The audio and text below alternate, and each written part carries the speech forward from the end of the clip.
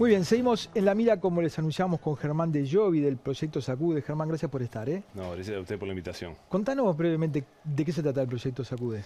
El complejo Sacude es un espacio sociocomunitario que se inaugura en el año 2010 en el marco de la regularización de 3 asentamientos. Los vecinos que estaban vinculados a esa regularización deciden volcar una suma de dinero que estaba predefinida para cada uno de esos asentamientos, y lo que hacen es juntarlos en una bolsa económica para refundar de alguna manera un viejo club de barrio que data de 1941, el Club Municipal de Instituciones, que fue realmente muy significativo para muchas generaciones de vecinos y vecinas. ¿Y qué actividades se desarrollan allí? Y actividades de todo tipo, actividades artísticas, culturales, deportivas, recreativas, educativas, comunitarias y trabajando en clave muy territorial, ¿no? O sea, es un espacio no solamente que promueve una cantidad de talleres y de actividades, sino que también es un espacio público abierto al cual puede ingresar cualquier persona, vecino o vecina, que pase por la puerta y es invitado a participar de múltiples maneras. Algunos simplemente se vinculan a alguno de esos talleres, otros van y lo disfrutan como un espacio público, escuchan música, retiran un libro, toman para gente de todas las edades. De todas las edades. Tenemos como una pequeña limitación con las primeras infancias, que obviamente tienen que ser parte del proyecto acompañados de sus padres, claro. O de sus familias, porque claro, la infraestructura no nos permite todavía trabajar específicamente con esas edades, pero decimos que de 6 a 99 años es la mayoría de las propuestas. ¿Cuánta gente asiste más o menos? Y nosotros tenemos calculado cerca de 2.000 personas por semana. ¿2.000? Sí, 2.000 personas por semana. Ahí estamos contemplando personas que participan de los talleres, personas que habitan el espacio y el proyecto como espacio público, y también instituciones, que es un espacio abierto para que trabajen y participen instituciones de la zona, ¿no? Trabajamos muy fuerte con escuelas de la zona y jardines de infantes. También una zona muy poblada, ¿no? Porque la cuenca de Casaballe es una de las zonas más pobladas, ¿no? Sí, muy poblada y muy poblada por infancias, ¿no? Por infancia. Bueno, te iba a preguntar un poco, ¿cuál es la condición social? ¿Qué tipo de gente asiste, no? Bueno, está en el marco de la cuenca de Casaballe. Por suerte, hace algún tiempo hicimos un relevamiento y participan vecinos y vecinas de toda la cuenca y más allá. O sea que no quedó circunscripto, digamos, a esas barriadas vinculadas en principio estrechamente al barrio municipal, sino que participan muchísimos vecinos y vecinas de toda la cuenca de Casaballe.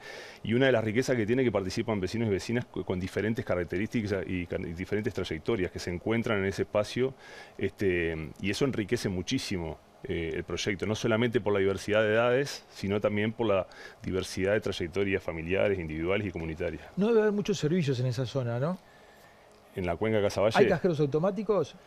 Hay que trasladarse bastante. Hay que moverse. Ha sido una zona que históricamente ha sido relegada en muchísimos aspectos, ¿no? Eso, tío, a eso apuntaba. Desde la década del 60 es una zona que ha tenido una cantidad de indicadores que se fueron consolidando básicamente porque fueron desatendidos por diferentes gobiernos de turno y políticas públicas que no dieron la fortaleza a ese entramado social, que además era muy complejo porque, como dice un antropólogo que estudió la zona y que escribió un libro muy interesante que se llama Casaballe bajo el sol, Álvaro Pedrosian, él plantea que la cuenca se configuró como una colcha de retazo, ¿no? Por un lado los barrios ya consolidados, por otro lado los asentamientos y por otro lado esos traslados de personas, por ejemplo, de la Ciudad Vieja, el barrio sur y Palermo, que los depositaban sin ningún tipo de acompañamiento. Cerro Norte tiene el mismo proceso, varias unidades de vivienda tienen el mismo proceso, de juntar gente de distintos lugares, ¿no? Sin embargo, surgió como un barrio jardín, Casaballe, en sus orígenes, ¿no? Tal cual. Yo vivía cerca de ahí. Germán, ¿hay alguna clínica de rehabilitación en el barrio? Como clínica de rehabilitación, no. Hay algunos dispositivos vinculados al consumo problemático. Nosotros dentro del complejo tenemos un programa, el programa Alero se está trabajando dentro del complejo. También la Policlínica Los Ángeles tiene un espacio específico para acompañamiento, no solamente de las personas, sino también de las familias que están en procesos de consumo problemático. Obviamente la venimos corriendo de atrás, ¿no? Sí. O sea, faltan muchísimos recursos, no solamente vinculados a esa temática, sino en tantas otras. Una nota que salió en el semanario Búsqueda, muy interesante, del Sacude, ¿no? Y hay una parte que dice, 2 chicos que asistían a uno de los 50 talleres que ahí se realizan fueron encañonados, rapiñados, agredidos. Una persona terminó con un balazo en la cabeza luego de un copamiento muy violento a una cuadra de allí. Otro recibió 2 balazos mientras estaba arriba de un techo. Sin que quedara muy claro el contexto, el último fue una ráfaga de ametralladora oída terroríficamente cerca. Se convive con la violencia. Sí, nosotros, ese artículo hace referencia a algunos meses que tuvimos lamentablemente que tomar la decisión por algunos días de cerrar el complejo porque Exacto. se dio esta seguidilla de hecho que vos relatabas en muy pocas horas, en 72 horas, y entendíamos que teníamos que poner el tema arriba de la mesa y obviamente buscar responsabilidades y soluciones y respuestas que no son propias del barrio, ¿no? O sea, ahí hay algunos actores institucionales que tienen que dar respuestas y en ese momento entendíamos que estábamos muy solos y muy preocupados por la seguridad de las personas, ¿no? Ahora, digamos, está bien, tuvieron que tomar esa medida puntualmente por el complejo, pero aunque el complejo cierre, digamos, la gente sigue conviviendo con eso, tiene que vivir todos los días con eso, no puede cerrar su casa y irse. Por supuesto. Ahí nosotros lo que dijimos desde el principio que no estábamos cerrando por lo que había pasado en el complejo, ¿no? Inclusive lo que sucedió era vinculado al territorio. Es más, nosotros, como te decía hoy, trabajamos en clave territorial y estamos preocupados por cuestiones que están pasando,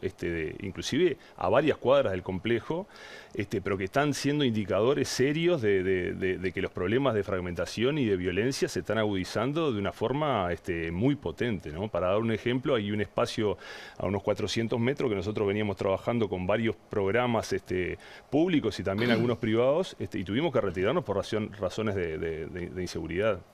Entonces, cuando quisimos poner el tema arriba de la mesa, dijimos, estamos preocupados por lo urgente, que es darle seguridad a las personas para que puedan circular y habitar sus barrios, no solamente sino tantos otros barrios de la periferia que pasan cosas similares, pero estamos mucho más preocupados por entender y sobre todo por actuar sobre las causas, claro, que es lo que más nos preocupa, porque entendemos que no se está haciendo prácticamente nada en relación a las causas. Si nosotros ponemos más patrulleros, más cámaras, más circulación policial, lo que vamos a estar haciendo es disuadir durante un tiempo en un determinado lugar, se va a correr el fenómeno por algunos días y después va a volver al mismo lugar o se va a seguir expandiendo. Las causas es lo que realmente nos preocupa porque entendemos que hay un acumulado de violencia. Vos me decías situaciones de violencia. Bueno, entendemos que todas las situaciones de violencia que atraviesan el territorio son consecuencia directa de una acumulación de violencias diversas que generación tras generación han estado viviendo muchos pobladores de esa zona, ¿no? Germán, para mucha gente de pronto esto es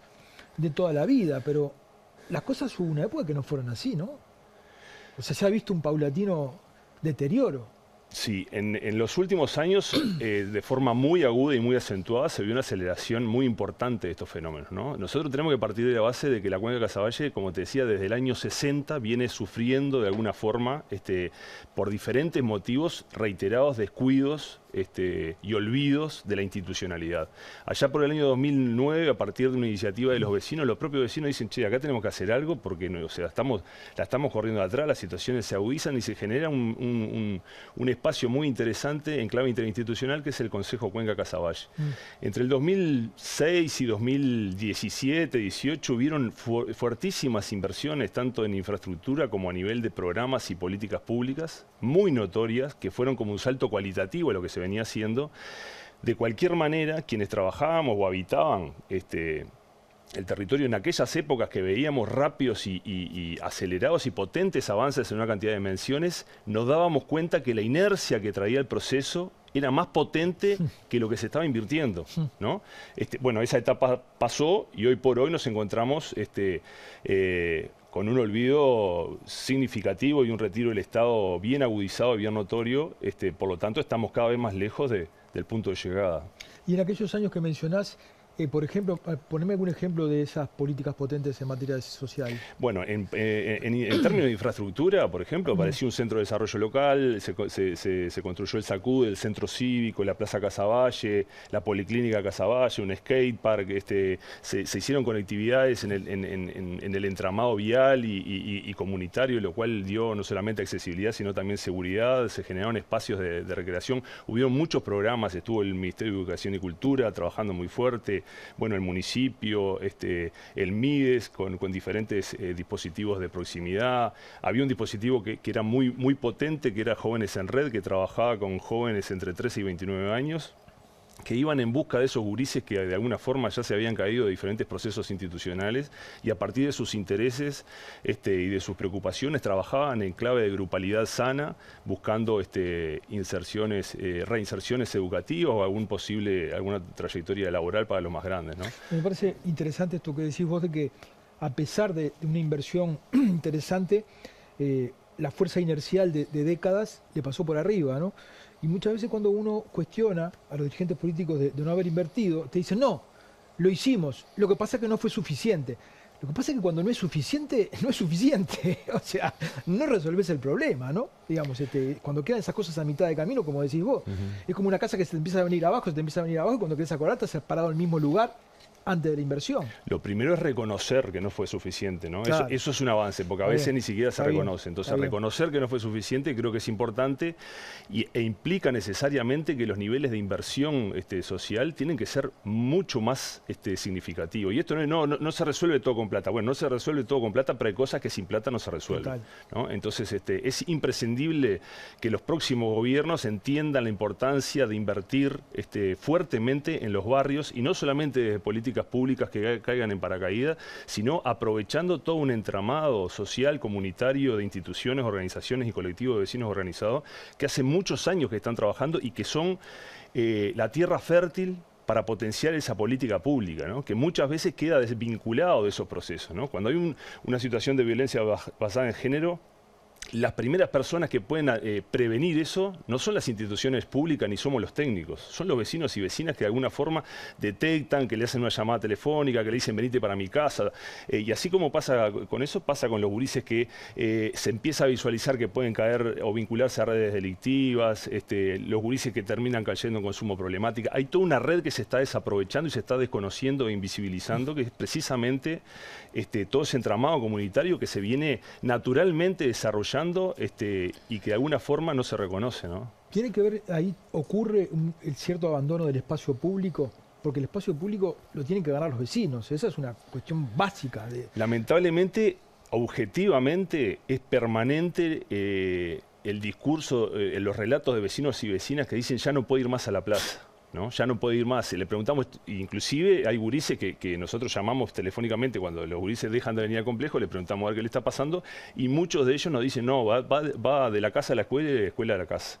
Esto precisamente porque no entienden que el espacio público, inclusive no solamente las plazas, ¿no? O los parques, sino las calles, es una zona de muchísimo riesgo. No pasa no solamente con niños y familias, sino con veteranos o con adultos que dejan de venir al complejo en los horarios más tardíos, digamos, del día, ¿no? Yo no recuerdo quién fue que lo comentó acá, si la gente de Casaballe en pie, no recuerdo cuál, pero me contaban que cuando hay un episodio violento, un tiroteo, en los días subsiguientes se nota rápidamente la ausencia escolar, la ausencia de los lugares públicos, ¿es así? Sí, hay estrategias que en otros lugares de la ciudad no ocurre. Muchas veces, inclusive, nosotros estamos, obviamente, por el rol que tenemos en el complejo, vinculados a muchos grupos.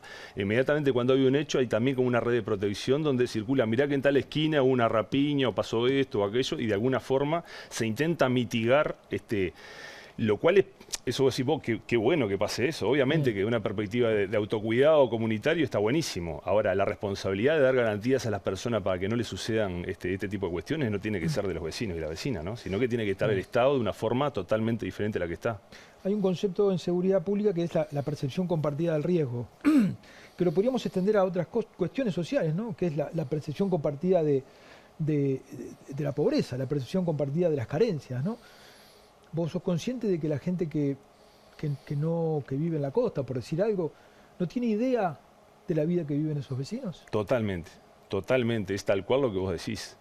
Hay una disociación entre lo que sucede y lo que la gente mayoritaria, ¿no? Clase media o sectores acomodados, digamos, perciben que está sucediendo. Y ahí los medios de comunicación tienen una responsabilidad muy importante, ¿no? Cada vez que se relata un hecho vinculado a un hecho de violencia en algunos barrios de la periferia, de alguna forma se minimiza o se relativiza o se le pone el adjetivo, por decirlo de alguna manera, de que tenía antecedentes penales. Sí, entonces, no se habla de que murió un gurí de 14 años y que en realidad en algún momento estuvo enamorado y que quiso ser, no sé, bombero. Se habla de que tenía y automáticamente se legitima esa muerte, ¿no? Entonces eso es realmente preocupante porque de alguna forma se va consolidando un sentido común que es muy preocupante porque lo que hace es retroalimentar esa fragmentación social y ese estigma, ¿no? Porque también me imagino que pasan cosas buenas en Casaballe. Pasan miles de cosas buenas. Pero nunca se informa de las cosas buenas que pasan, ¿no? Exactamente. Seguro hay más suspiros que tiros. Sin lugar a dudas, sin lugar a dudas. Primero son los vecinos, ¿no? Y yo quiero vecinos y vecinas que en muchos barrios y en partecitas de barrios y en asentamientos que todavía no son barrios, la están remando con un esfuerzo impresionante, ¿no? Por ejemplo, vecinas que iniciaron con una pequeña olla y se entusiasmaron y después en su propia casa adelante, en un pequeño patiecito encontraron donaciones y hicieron una biblioteca y consiguieron recursos para hacer un apoyo escolar, por poner simplemente un ejemplo. Y así como pasa con eso, en términos de vecinos y vecinas, que son decenas los ejemplos que podríamos dar, también hay un conjunto de organizaciones e instituciones que hace mucho tiempo que están trabajando en la zona, que están muy comprometidos, ¿no? ¿Cómo se puede ayudar? Se puede ayudar, por un lado, visibilizando todo lo lindo que pasa, como vos decías, ¿no? O sea, poner arriba de la mesa, bueno, Casaballe es un espacio donde el 98%, 99% de las personas son laburantes, son gente que tiene millones de dificultades, pero quiere salir adelante. Y por otro lado, también denunciar y visibilizar lo que pasa, ¿no? Pero desde una perspectiva que explique cuáles son las causas del fenómeno, ¿no? Si yo hablo de Casaballe, en realidad hablo únicamente de los homicidas jóvenes, ¿no? Que son prácticamente récord en todo el territorio, y no ahondo sobre las causas del fenómeno, bueno, simplemente lo que está haciendo es arrojar más leña al fuego, ¿no? Ahora, si yo hablo, ustedes, los medios de comunicación y nosotros, los actores sociales e institucionales, hablamos de que hay jóvenes que no van a poder insertarse al mercado laboral privado, porque no van a poder insertarse porque tienen trayectorias culturales, familiares, sociales, que no les permite objetiva y subjetivamente insertarse al mercado laboral privado, y que si el Estado no le da no les tira un cabo y no logra acompañar ese proceso, necesariamente la trayectoria de seguridad va a estar vinculada a una dinámica delictiva, bueno, eso también es colaborar, ¿no? Hay cientos de jóvenes que hoy por hoy están vinculados directa e indirectamente, de forma más grave o menos grave, a esas dinámicas que hace algunos años eran gurises que tenían un sueño, ¿no? Y los hemos perdido por no tener y generar oportunidades, ¿no? Muchas veces no, porque estamos trabajando en la capacitación laboral, y yo decía, X programa, y no quiero criticar ninguno en especial, pero ¿y cuáles son las estrategias? No, les enseñamos a hacer un currículum vitae, ¿no? Bueno, parece realmente una broma. Germán, te agradezco por haber estado, te agradezco por tu trabajo y te deseo suerte. Muchas gracias. Vamos a una tanda y ya volvemos.